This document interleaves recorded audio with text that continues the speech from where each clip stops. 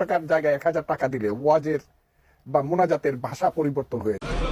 2 দিন হয় বাংলাদেশের কিশোরগঞ্জের একজন নেতা, পুরান নেতা, বুড়া নেতা, এই পর্যন্ত কয়েকবার ডিগবাজি দিছে, দল বদলাইছে, এই পর্যন্ত বহু দল বদলাইয়া, তাইলে প্রকাশ্যে টক শোতে আপনার 2 দিন আগে এই অসভ্য বেয়াদব প্রকাশ্যে সারা পৃথিবীকে সামনে রেখে ওলামায়ে কেরামকে তুচ্ছ তাচ্ছিল্য এবং ব্যঙ্গ বিদ্রুপ করেছে। আজীব হবে। সে বলছে আমরা 500 টাকার মৌলবী। 500 টাকার জায়গায় 1000 টাকা দিলে ওয়াজের বা মোনাজাতের ভাষা পরিবর্তন হয়ে যায়। এদের কথার কোনো উত্তর আমি দিতে চাই না।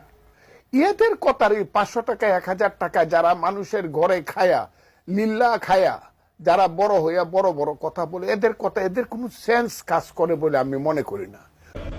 আমরা 1000 টাকার নাকি মৌলবী, আমগরে 500 টাকা দিলে আমরা ওয়াজ বদলায় ফেলি, আমরা ফতুয়া বদলায় ফেলি।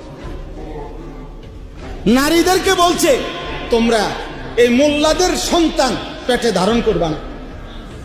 এত বড় জঘন্য বেয়াদব বাংলাদেশে আরেকটা কেমনে জন্ম নিয়া এই ফ্যাসিস্ট পরবর্তী 5ই আগস্ট যেই সময় জালেম পলায় গেল, এরপরে এই জালেম কেমনে থাকলো এটা আশ্চর্য লাগতেছে।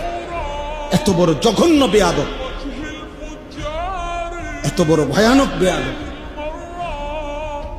বয়স্ক মানুষ, বয়স 60 বছরের কম হবে না, সে একেবারে সে বলতেছে মোল্লাদের ইসলামের মধ্যে কোনো মোল্লাতন্ত্র নাই। ইসলামে এক জিনিস, মোল্লাতন্ত্র আরেক জিনিস। মানে আমরা মোল্লারা বললাম এক জিনিস, ইসলাম আরেক জিনিস। কি কইলি পাগল, কি কইলি তুই? হ্যাঁ, কি বললা? এটা কথা হইল? এই জন্য